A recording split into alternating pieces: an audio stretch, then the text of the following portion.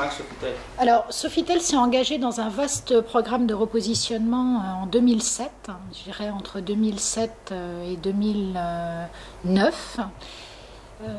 Ça a voulu dire que Sofitel a voulu donner de la clarté à sa marque. Pour ce faire, on a diminué le nombre d'hôtels, on est passé de plus de 200 hôtels à 130 hôtels, on a eu de très gros programmes d'investissement, on a revu la politique de développement avec des adresses stratégiques, on a développé des très gros programmes de formation pour l'ensemble de nos ambassadeurs. On a mis en place des services pour nos clients, un changement complet d'uniforme, des changements de tous les produits d'accueil, des mises en place de questionnaires de satisfaction, de suivi de clients. On a mis en place des questionnaires de satisfaction pour les collaborateurs, qu'on appelle chez Sofitel les ambassadeurs. Enfin, il y a eu toute une série de process qui nous ont permis d'arriver à un repositionnement et à une vision plus cohérente de cette marque en 2 ans.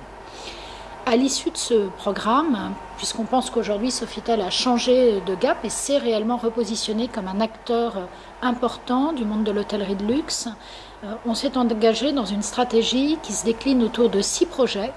Stratégie qui s'appelle Be Magnifique, qui en fait a pour vocation de donner de la valeur à la marque Sofitel, maintenant que ce repositionnement est acté. B voulant dire Brand Equity, valeur de la marque, et qui s'articule autour de 6 chapitres principaux. Le premier basé vraiment sur les collaborateurs, qui s'appelle le programme Ambassadeur. Comment faire de Sofitel un employeur de référence qui développe ses collaborateurs, qui leur donne des perspectives de carrière, qui leur donne envie de nous rejoindre. Le second s'appelle GM Entrepreneur, c'est un programme qui est plus orienté sur le profil des directeurs généraux, leur autonomie, leur créativité, leur visibilité, leur parcours. Le troisième, c'est les leviers de performance. Donc ça, c'est un chapitre qui est plus orienté sur le nouveau modèle de business model de Sofitel aujourd'hui, puisque Sofitel vend une grande partie de ses établissements. Donc on a une relation avec les propriétaires qui est différente et qui est très orientée sur tous les ratios économiques qu'il faut qu'on se fixe comme objectif pour donner une rentabilité à cette marque. Ensuite, on a un volet qui s'appelle Coûts humains, qui lui est très dédié au service, à la qualité du service, à la particularité du service Sofitel.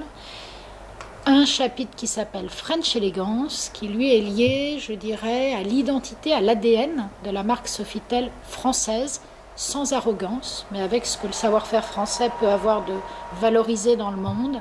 Donc là, on parle beaucoup de storytelling, d'attitude, de lien, parce que Sofitel est identitaire avec un logo qui est un link, qui est un lien entre les cultures et du lien entre Sofitel, sa culture française et les différents pays dans lesquels il est représenté dans le monde. La 6e s'appelle Collection d'adresses. Et ce chapitre-là a pour objectif de développer des Sofitel partout dans les cités qui sont des cités clés pour le développement international de notre marque et la visibilité de notre marque.